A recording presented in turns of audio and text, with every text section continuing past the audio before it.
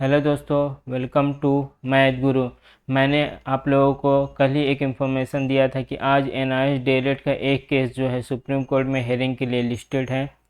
हालांकि ये direct NIS DElEd का तो केस नहीं था। मैंने आप लोगों को पहले ही बताया था कि ये 2020-22 रेगुलर डीएलएड वाले लोग के साथ में एनआईएस डीएलएड का ये केस जो है टैग है। एक्चुअली में ये वेस्ट बंगाल का केस है।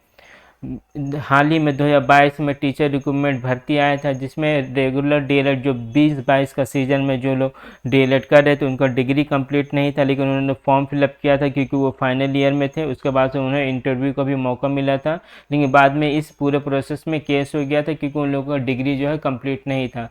उसी केस में एनआईएस डीएलएड वाले लोग का भी केस को टैग किया गया था।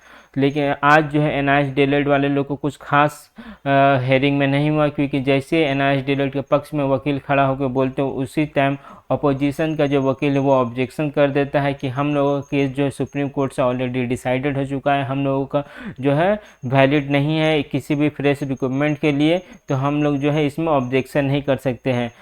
फिर से दोबारा जैसे एनआईएस डीएलएड ने अपने बात को रखना चाहे कि अभी भी जो है सुप्रीम कोर्ट में और बहुत सारे स्टेट आपका हाई कोर्ट में जो केस चल रहा है, तो हम लोगों का बात आप लोगों को सुनना ही होगा। सुप्रीम कोर्ट का जज को जैसे एनआईएस डीएलएड वालों ने ये बात बोला, फिर से जो है आपका ऑपोजिशन का जो जज एडवोकेट था उसने ऑब्जेक्शन लगा दिया। तो अंत में जज साहब ने ये बात बोलते हुए आज की हेयरिंग को ख़त्म कर दिया कि आज जो है एनआईएस डीएलएड को नहीं सुना जाएगा। तो आज एनआईएस डीएलएड के बारे में कुछ भी नहीं हुआ, बस छोटा सा ये बात हुआ। जैसे एनआईएस डीएलएड का वकील खड़ा हुआ एनआईएस डीएलएड के पक्ष में बोलने के लिए, उसी टाइम जो अपोजिशन के जो एडवोकेट थे उसने ऑब्जेक्शन लगा दिया कि एनआईएस डीएलएड सुप्रीम कोर्ट से बाहर है, तो इनका बात को हम लोग नहीं सुन सकते हैं। बस इतनी ही बात हुआ एनआईएस डीएलएड का। उसके बाद से आज एनआईएस डीएलएड के पक्ष में कोई भी सुनवाई नहीं हुआ। ये तो हो गया सुप्रीम कोर्ट के बाद। उसके अलावा एक काफ़ी इंपॉर्टेंट खबर निकल के सामने आ रही है कि एनसीटी जो है जल्द ही जो है एनआईएस डीएलएड के पक्ष में गैजेट को पब्लिश कर सकता है।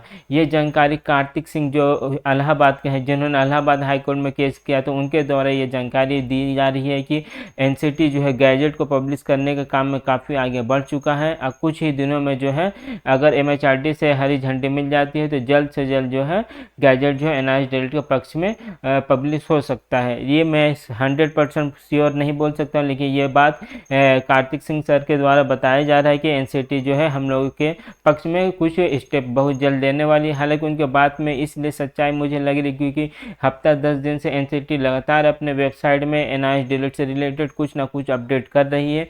तो हो सकता है कि एनसीटी जो है एनआईएस डीएलएड के पक्ष में जल्द से जल्द जो है गैजेट को पब्लिश कर दे। अब आने वाले कल में देखते क्या होगा। अगर एनआईएस डीएलएड से रिलेटेड कोई अपडेट होता है तो मैं आपको इस चैनल पर जरूर बताऊंगा। नेक्स्ट हेयरिंग डेट जो सुप्रीम कोर्ट में है वो 24 तारीख का दिया गया है। अब 24 तारीख को हम लोग देखते हैं कि एनआईएस डीएलएड के पक्ष में वकील को बोलने का मौका दिया जाता है या नहीं दिया जाता है। इसके अलावा जो लोग वेस्ट बंगाल कोलकाता से, उन्हें पता ही होगा कि कौशिक दत्त सर ने कलकत्ता हाईकोर्ट में एक केस फाइल किया है, जिसका हेयरिंग ईद के बाद या ईद के तुरंत, ईद के 1-2 दिन बाद या ईद के 1-2 दिन पहले हो सकता है। अगर उस केस से भी रिलेटेड कोई आप लोगों का अपडेट रहता है तो मैं अपने इस चैनल पे आप लोगों को बताने की कोशिश करूंगा। ये एकमात्र मैथ गुरु एक ऐसा चैनल जो सिर्फ किसी भी पर्टिकुलर एक स्टेट को कवर नहीं कर रहा। लगभग जितने भी एनआईएस डीएलएड का केस है, भले वो किसी भी राज्य को, सभी का अपडेट मैं आपको इस चैनल पर देने का कोशिश करता हूँ।